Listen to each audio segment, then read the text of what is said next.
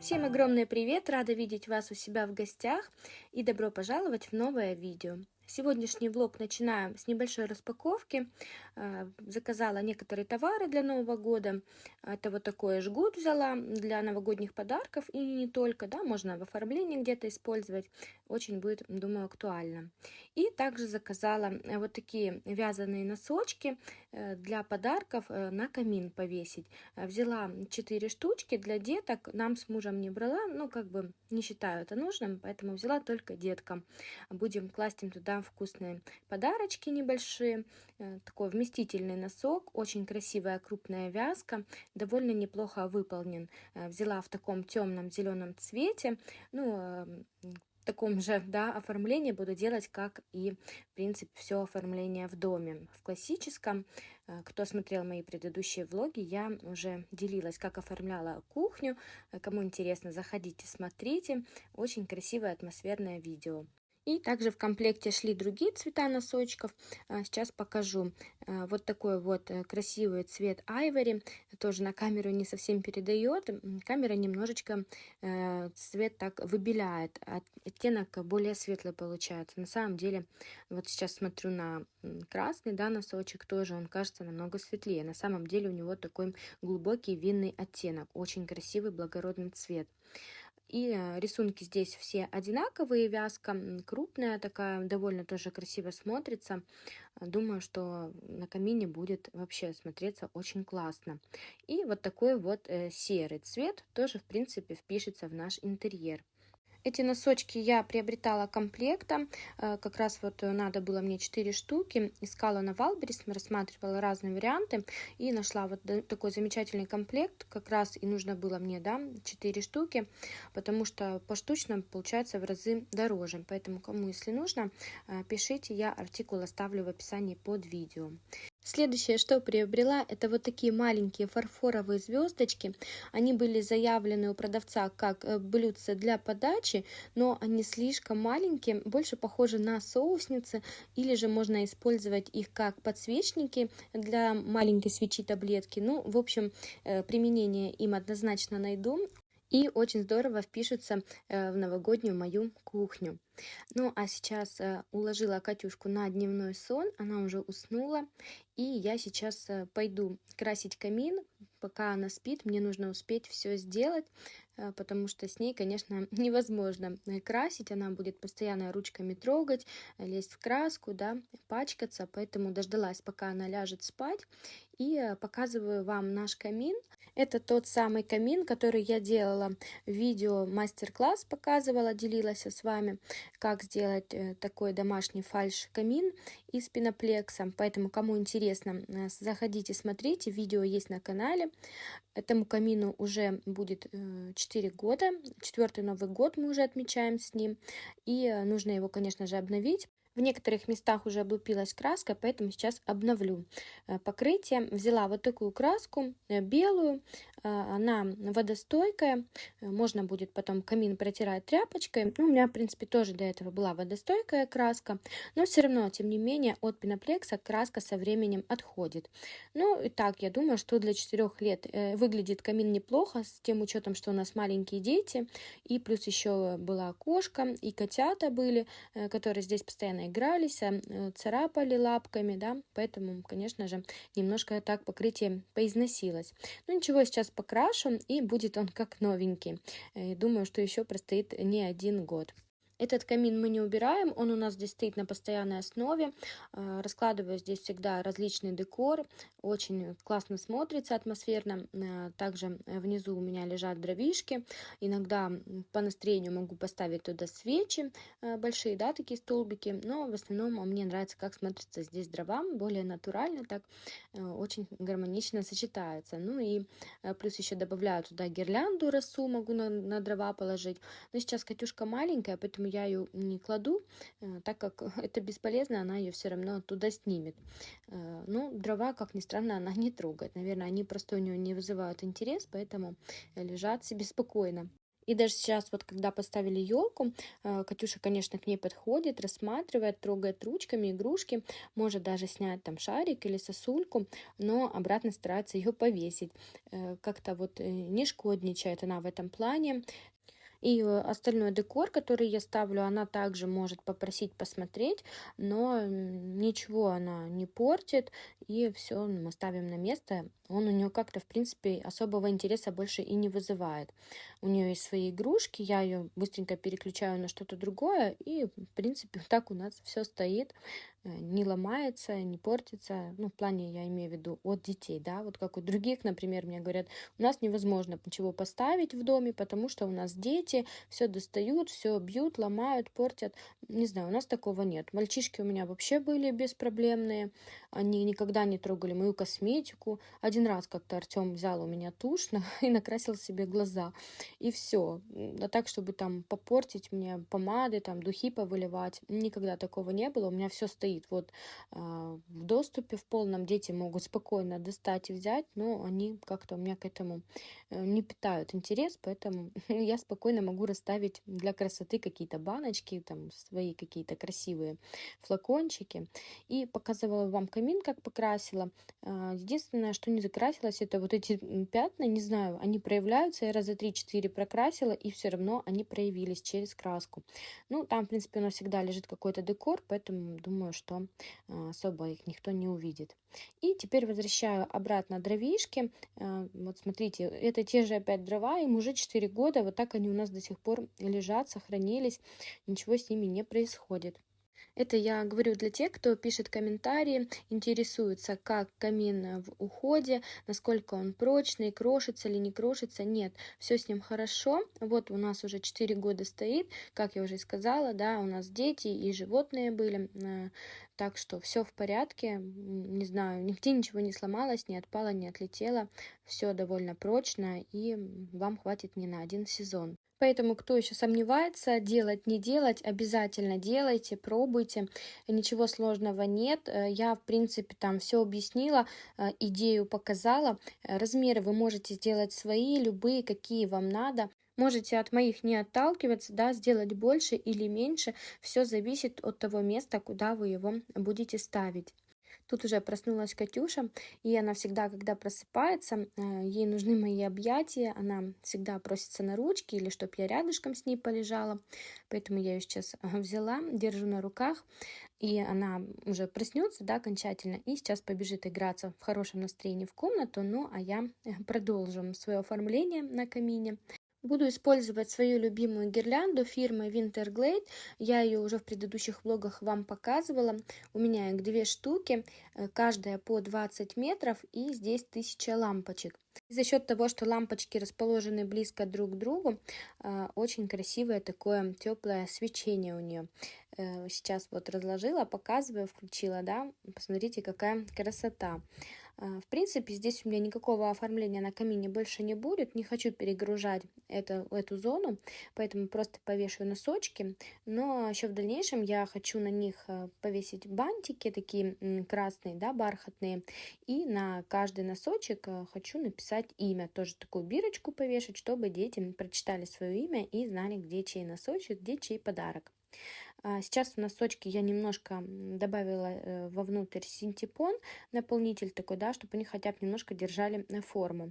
Потому что после транспортировки еще такие немного помятые. Но потом уже будем ложить подарочки. Думаю, что выровняются, вытянутся, да, и разгладятся, будут ровненькие. Ну, а пока так, наполнитель положила, руками их немножко поровняла. Ну, в общем, повисят, я посмотрю. Если не выровняются, то пройдусь отпаривателем.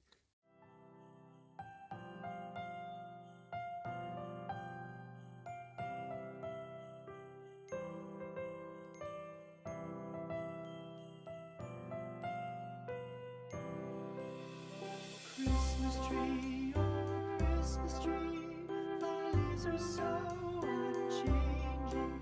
Oh Christmas tree, thy leaves are so unchanging. Not only green when summer's here, but also when 'tis cold and drear. Oh Christmas tree, thy А сейчас хочу поделиться с вами рецептом очень вкусных имбирных пряников с добавлением апельсиновой цедры.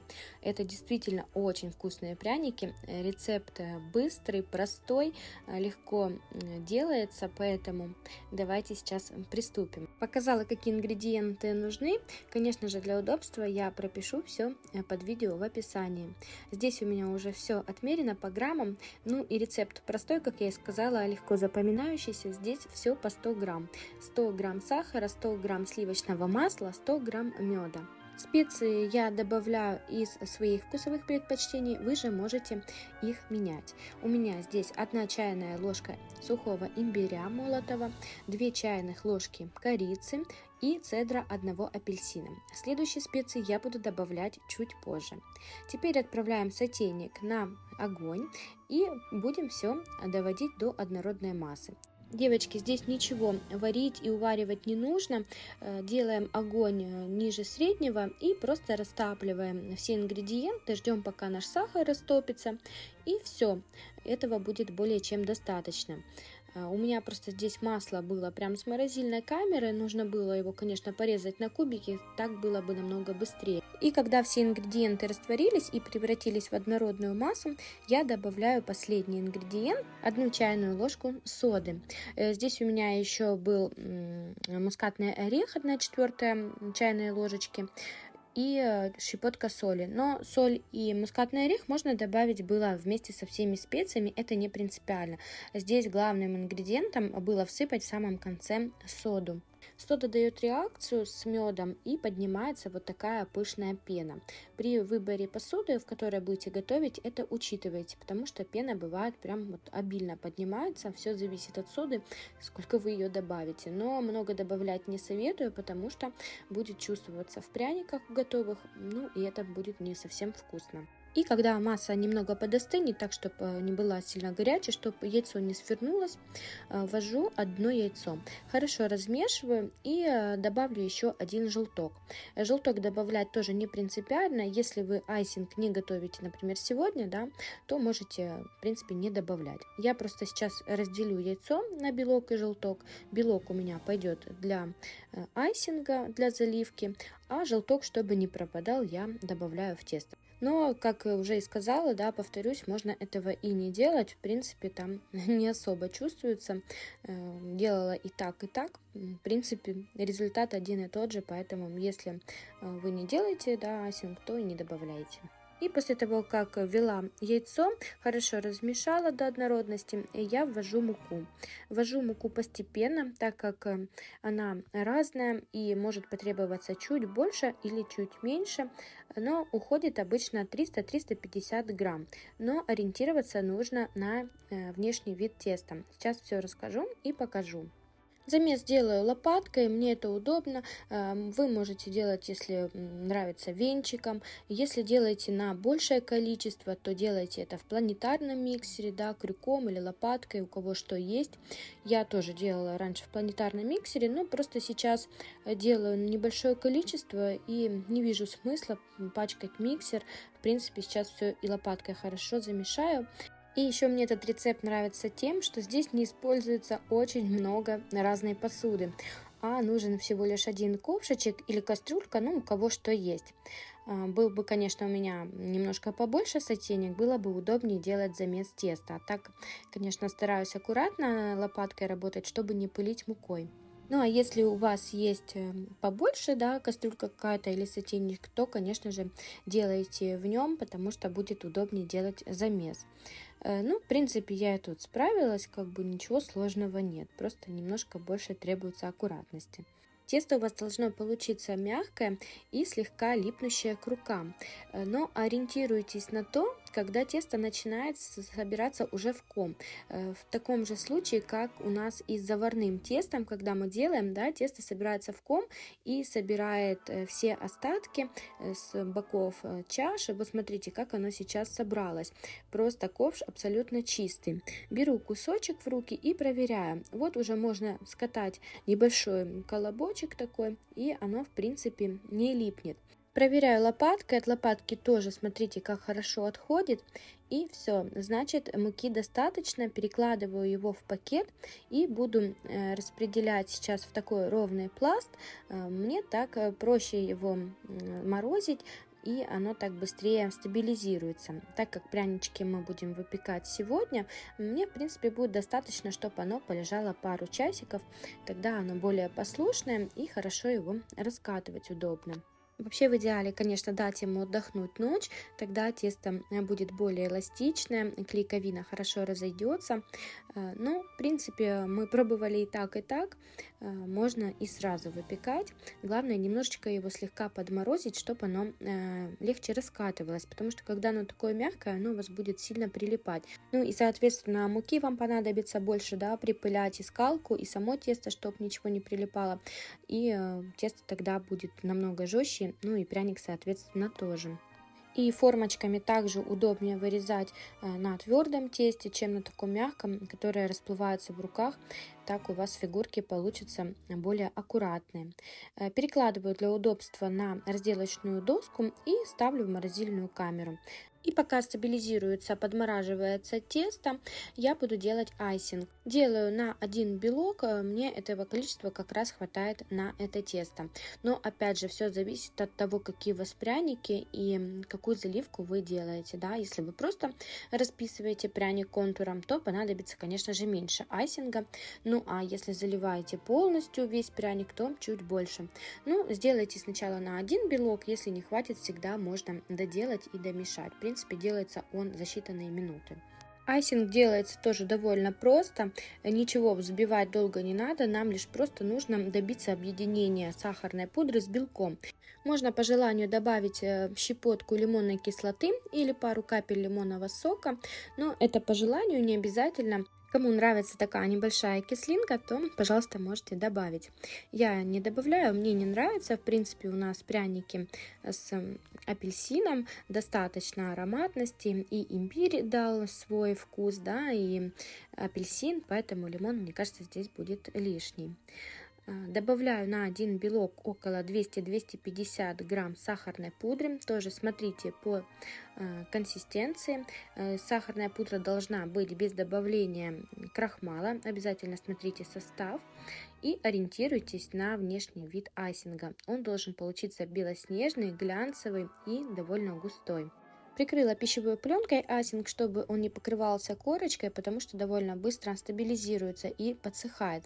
И сейчас с Димочкой здесь принесли свои формочки, все вырубки, которые у нас есть для пряников. И будем выбирать, какие формочки хотим сделать. Будем ориентироваться плюс-минус на один и тот же размер, для того, чтобы пряники пропекались равномерно. Потому что если сделать, да, какие-то большие, какие-то поменьше, то они будут выпекаться в разном режиме. И нужно будет делать разные противни. Поэтому мы выбрали плюс-минус одинакового размера. Достала тесто, посмотрите, как оно уже хорошо подморозилось. Разрезаю его для удобства на кусочки, так будет и быстрее размораживаться, и будет мне удобнее его раскатывать. Я всегда раскатываю тесто на 2-3 пряничка, не больше, мне так удобнее. Я припыляю стол мукой, разминаю кусочек теста в руках. Оно довольно быстро становится мягким. Показала, какое оно красивое. Такое вкрапление специй и цедры апельсина. Если честно, очень ароматное. Дима вон уже сидит, жует его сырым, не удержался и попробовал. Сказал, что очень вкусное. Конечно же, я ему сказала, что кушать сырое тесто вредно, поэтому он попробовал один кусочек. Для удобства, для раскатки я беру палочки для суши. У меня, к сожалению, потерялись где-то ограничители на скалке, поэтому я пользуюсь вот такими палочками. Это делается для того, чтобы тесто было равномерное по толщине, да, чтобы все пряники были одной толщины. Димочка мне тут помогает, ему очень нравится вырезать фигурки, также складывает их на противень. Артемка присоединится к нам чуть попозже, он сейчас на тренировке, ходит на рукопашный бой, поэтому уехал на занятия. И как раз пока его нет, мы с Димой сделаем все прянички, выпечем их, так сказать, такие заготовочки, и он приедет, уже будем все вместе расписывать их. Старшая дочь Виктория у бабушки, ну, она уже взрослая, ей 16 лет, поэтому ей это не совсем интересно, поэтому тоже делаем без нее. Ну, а так, конечно, прошлые года все вместе расписывали. Это настолько увлекает и детей, и даже взрослых. Кто не делал, обязательно сделайте с детьми новогодние прянички. Это так объединяет, и пообщаться можно, да, со своими детками, плюс научить чему-то. Не знаю, мои дети питают особый интерес, особенно к чему-то, к выпечке, к готовке. Дима так вообще у меня как хвостик, он никогда от меня не отходит, что бы я ни делала. Если я делаю голубцы, значит, он помогает мне крутить голубцы, начинять перцы. Также любит котлеты, значит, котлеты делает. В общем, ребенок такой, да и на все руки мастер. Вообще нету ничего, чтобы он не хотел делать. Он абсолютно тянется ко всему.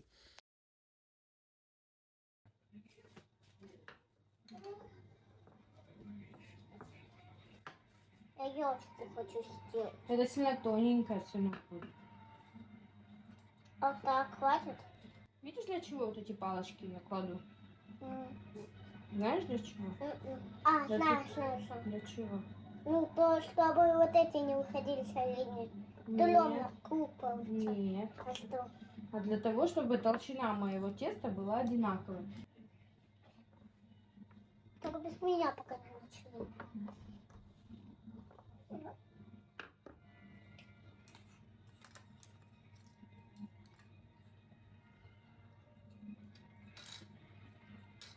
Нет, А что? я сейчас скажу. Одно оставь мне, а ты одну. Ну я вот эти пока сделаю. Ага. Веночек хочу такого сделать.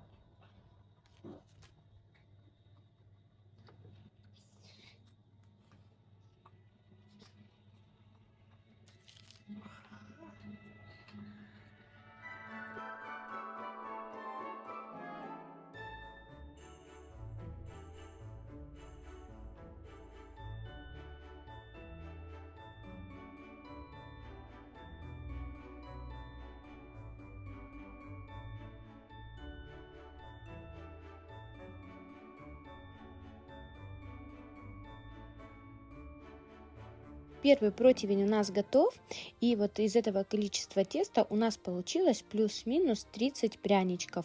Ну, все зависит от ваших формочек.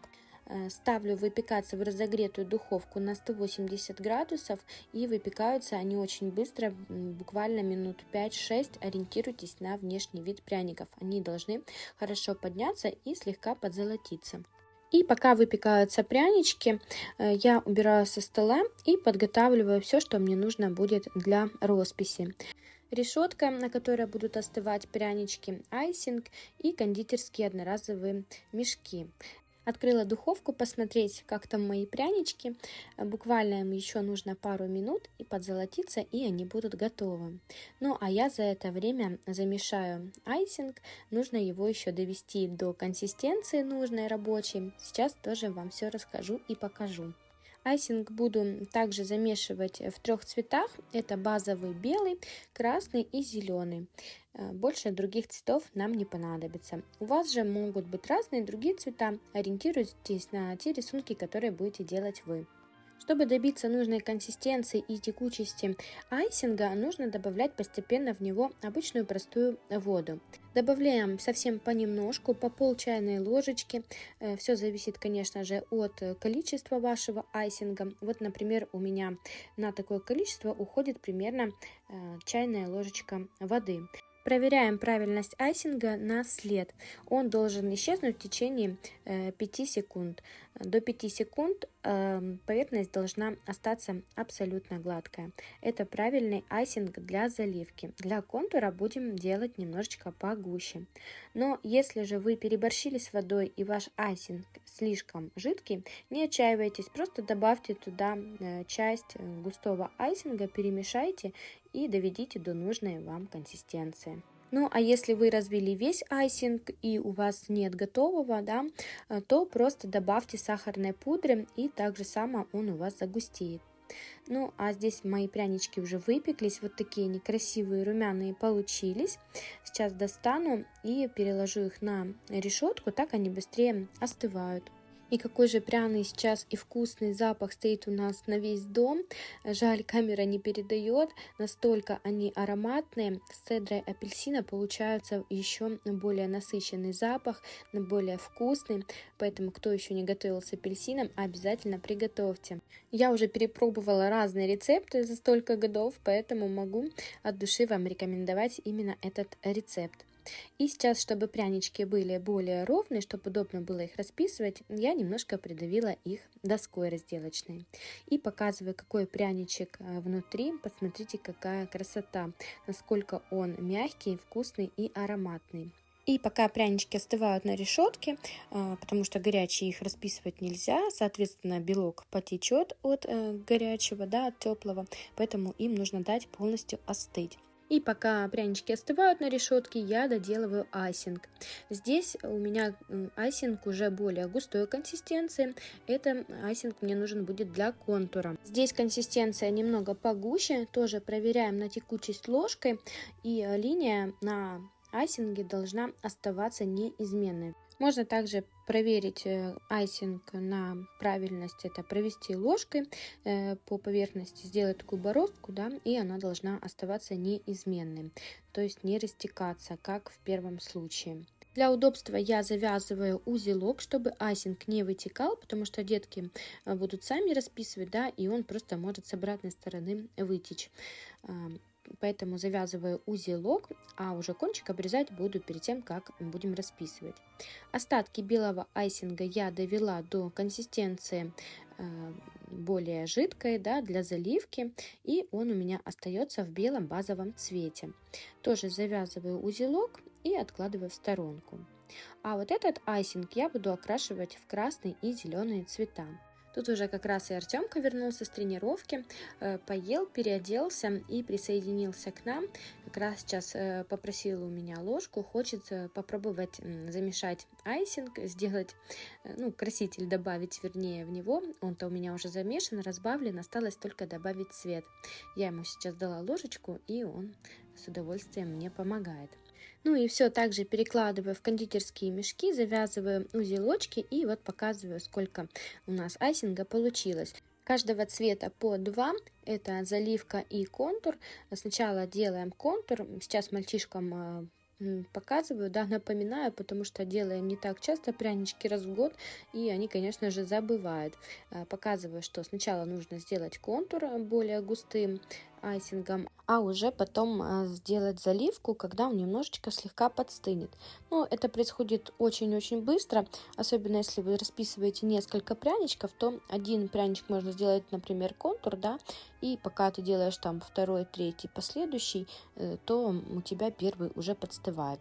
И вот таким конвейерным способом очень быстро их расписывать. Ну, здесь я мальчишкам показываю варианты, да, как можно легко и просто расписать красиво пряник, потому что тоже детская фантазия, она, конечно же, есть, но иногда нужно им немножко подсказать, так, чтобы все они сделали правильно и красиво. Артем вот как раз сейчас сделал контур, да, ждет, пока он немножко подстынет, и будет сейчас делать заливку. Ну, а я пока показываю им вариант, как расписать красиво снежинку. Сделать очень ее легко и просто. Дима вот сделал уже елочку, как я показала, да, с такими нарядными, как будто бы бусинками, шариками. Получилась очень классная у него заливка. Мы тут смеемся, разговариваем. В общем, здорово так провели время с мальчишками. Знаете, это такая возможность не только к чему-то приобщить детей, да, но и пообщаться с ними, провести время вместе. Это, мне кажется, такие моменты, которые запоминаются на всю оставшуюся жизнь. Поэтому обязательно, у кого есть детки, внуки, проведите с ними выходные вот в такой приятной, веселой компании, распишите пряники. Это не только увлекает, но и очень-очень вкусно. Обязательно попробуйте. Здесь показываю, как Димочка расписал конфетку красиво. Немножко у него глазурь съехала, но рисунок получился. Ну, а вам покажу поближе, как легко и просто можно сделать вот такой новогодний веночек. Делается за считанные минуты. Просто ставим капельки и проводим чем-нибудь острым. У меня специальная такая штучка для пряников, но вы можете использовать зубочистку, например. И просто красным айсингом ставим вот такие точечки, как будто бы ягодки. И получается классный такой узор.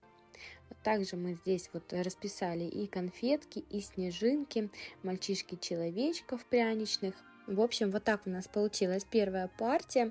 Довольно неплохо, мальчишки молодцы. Переложила их на решетку, чтобы глазурь застывала, и приступаем к следующей. И хочу вам показать несколько вариантов оформления пряников, очень простого оформления, которое легко повторить вместе с детьми. Нужно залить полностью контур и дать ему немного подстыть. Как раз у меня вот 2 пряника сейчас стоят и ждут своей очереди. Ну, а я пока сделаю еще один пряник с веночком. Очень уж мне понравилось это оформление. Делается довольно просто, а смотрится очень эффектно. Можно даже все так печенюшки украсить и выложить их на блюдо. Будет очень-очень красиво и празднично смотреться. Я еще потом, когда вся глазурь подстыла, решила сделать надпись в середине. Тоже смотрелось классно. И вот сейчас Дима повторяет за мной, у него тоже все получилось. Поэтому не бойтесь, если вы подумаете, что это сложно и ваши дети не смогут повторить. И когда уже основа немножко подстыла, для того, чтобы можно было на ней сделать рисунок, мы рисуем вот такую вот незамысловатую снежинку. И еще решила украсить вот такими съедобными бусинками. Это воздушный рис дрожжи.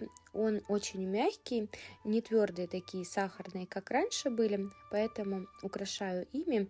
Даже если детки будут кушать, ничего страшного, если попадет на зуб, то они сразу же буквально тают во рту, ну, не твердые, в общем. И также такую же снежинку решила еще нарисовать в зеленом цвете. И также украшу такими же бусинками. Получилось очень нарядно, очень красиво. Мне кажется, даже если сделать только такие прянички, да, и разложить на блюдо, то можно даже гостям к столу подать очень по-новогоднему и празднично. Или даже можно сделать на подарок такие коробочки, собрать, боксы сладкие.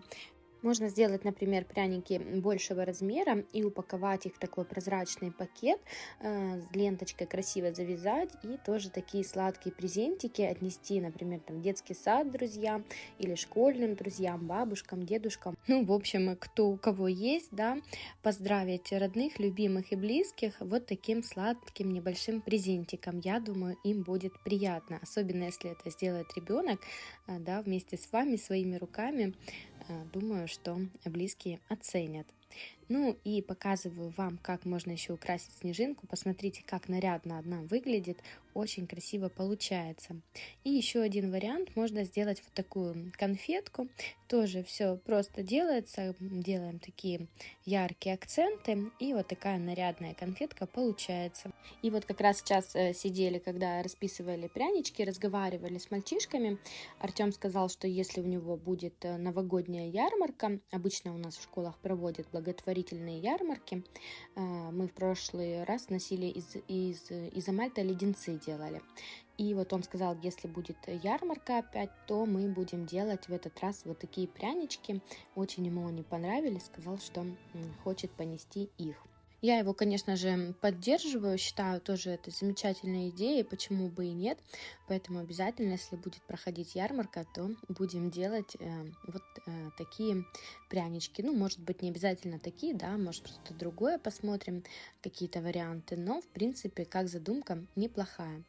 И вот здесь показываю, что можно еще написать какую-то надпись на пряничке. Конечно же, вы можете написать все, что угодно, все, что хотите.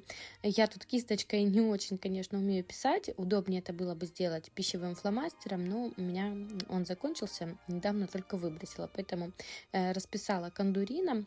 Смотрите, как замечательно смотрится. Ну, конечно же, роспись нужно делать тогда, когда уже глазурь полностью подстынет. И вот такая красота, вкуснота у нас получилась. Посмотрите, как нарядно смотрятся наши прянички. Дети, конечно же, очень старались. И вот такое вот большое блюдо у нас получилось. Сейчас пойдем пить вкусный какао с маршмеллоу и с такими ароматными имбирными пряниками. Хотим сейчас с мальчишками посмотреть какой-то новогодний мультфильм. Пойдем сейчас выбирать, пить вкусный какао, кушать вкусные пряники. Ну а на этом я уже буду заканчивать свое видео, прощаться с вами. Всем спасибо за просмотры. Пишите комментарии, подписывайтесь на наш канал, ставьте лайки, нам будет это очень-очень приятно. Ну а я уже буду прощаться. Всем до новых встреч в новых видеороликах. Всем пока-пока.